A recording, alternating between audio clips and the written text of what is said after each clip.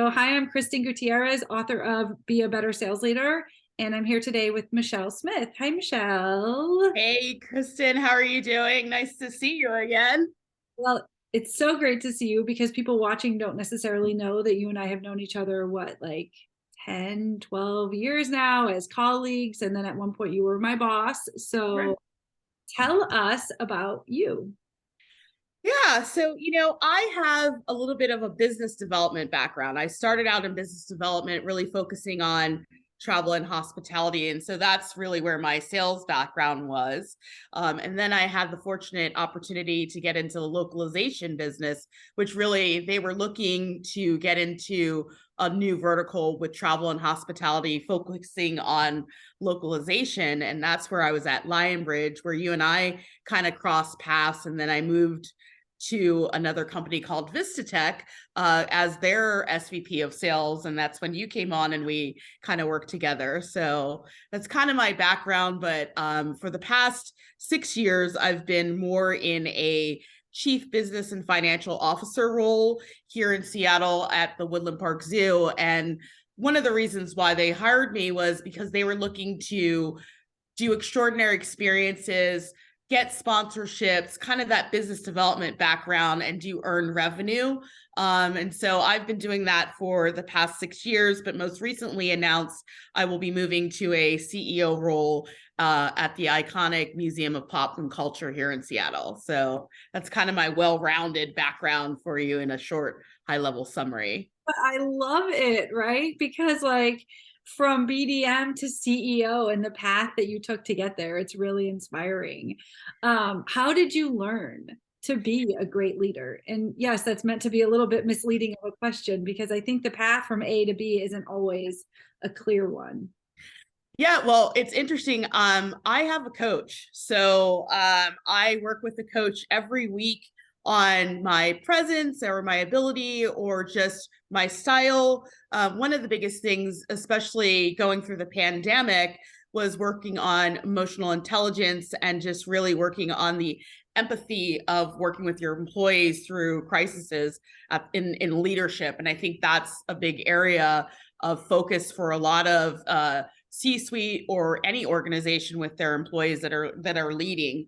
And so for me, getting to this path has been really working with mentors like yourself, that are my colleagues and friends, or other women that I've really admired in the industry, and not just in business development, but Anna is a really good mentor to me. And so I've been really working with a lot of leaders around the world, like yourself, just getting 15 to 20 minutes on their calendar about situations and talking about leadership and just trying to hone my style.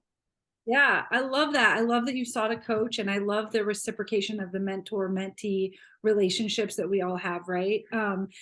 And so thank you for sharing that. In terms of your experience from the first time you were a manager, typically, right? And now as a leader and future CEO, what's been different? Like, what have you experienced? I think it's my approach. I think, one of the biggest things, we were just out last night with my executives that they're coining is, I always talk about the crawl, the walk, and the run. And really how honing your style is the crawl, and really taking that time to understand who you are leading and why, and really looking at the vision, but explaining the strategy at the same time. Is really where I've kind of honed my skills. I think you can teach people like product, and you can teach people about what they're selling, but I think in leadership you have to really understand that you need to be a people-centered person to really get the masses to find you, follow you for your mission for the organization. And if they're not on board, how do you get them on board?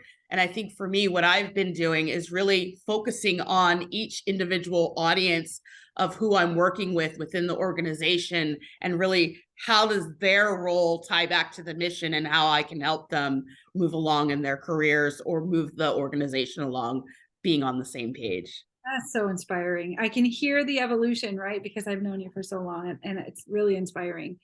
So to wrap it up, what is some advice you would give your younger leader self?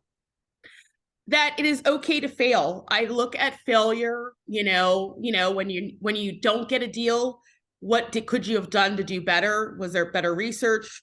Was your approach different? Did you not understand the customer's needs?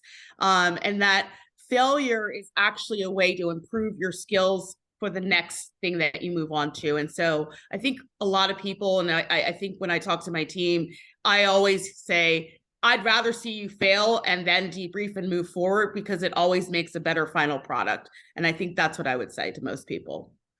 Great feedback. Great advice. Great advice. If anybody wants to get in touch with you, what's the best way to do that? The best way is just through my email. And I'm spelled with one L. So it's Michele, Micheley, Smith @gmail.com. I'll put that in the show notes. Thank you so much, Michele. Thank you for being here. Definitely. Bye.